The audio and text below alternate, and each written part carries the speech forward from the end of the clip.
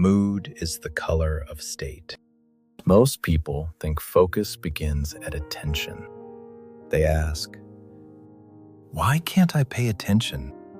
Why can't I stay with this? Why does my focus keep breaking? But attention is rarely the beginning of the sequence. Attention becomes available from state, and state often emerges from mood. This is one of the central distinctions in state engineering. Emotion is signal. Mood is field. State is operating condition. Attention is availability. Behavior is expression. The sequence matters. Emotion, mood, state, attention, behavior. Most people notice the problem at the end of the chain. They notice the behavior. They notice avoidance. They notice scattered work. They notice checking. They notice unfinished tasks. Or they notice attention directly. They feel distracted. They feel unfocused. They feel unable to hold a single thread. But by the time attention becomes unstable, the system has usually already been shaped upstream. Emotion is often acute. It arrives as a signal, irritation, concern, excitement, relief, anticipation, frustration. Emotion tells the system that something matters, something has changed, something requires orientation. Mood is different. Mood is more ambient. It does not always announce itself. It may not feel like a clear event. It becomes the background color of the system. A person may not say, I am in a mood field that is shaping my state. They may simply say, everything feels harder today. I can't get into it. I'm restless. This task feels heavier than it should. This is why mood matters. Mood changes what the system notices. It changes what the system values. It changes what the system sustains. It changes what the system resists. In one mood condition, the same task feels possible. In another, it feels irritating. In another, it feels pointless. In another, it feels urgent. In another, it feels fragile. The task has not changed. The field from which the task is approached has changed. And that field helps shape state. State is the operating condition that emerges from current configuration.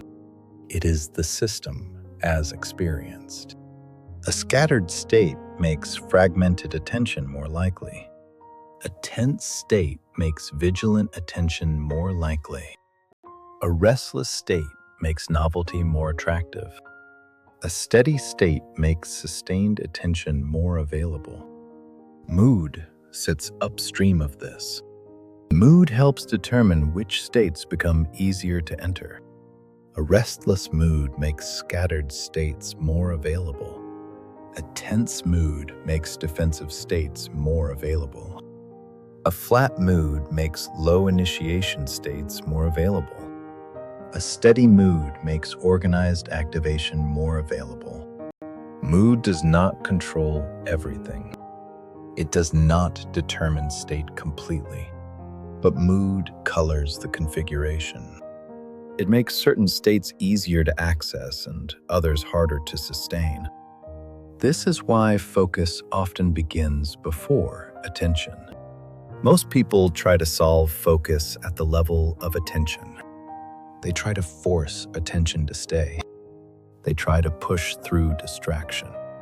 They try to command the mind to remain on the task. But attention is not floating by itself. Attention becomes available from state, and state emerges from configuration. Mood helps color that configuration. So the better question is not only, how do I focus? The better question is, what field condition is this state emerging from? This connects directly to input ecology. Your inputs become your state because inputs often shape mood before they shape attention. A notification may create a brief emotional signal. Repeated notifications may create a mood of readiness. A tense conversation may create an emotional reaction. Repeated tense inputs may create a field of defensiveness. A fragmented input stream may create small moments of orientation. Repeated fragmentation may create a mood where continuity feels difficult. The person may only notice the final result. Attention feels broken. Focus feels unavailable. Behavior becomes inconsistent. But the sequence began earlier. Emotion became mood. Mood shaped state. State organized attention. Attention guided behavior.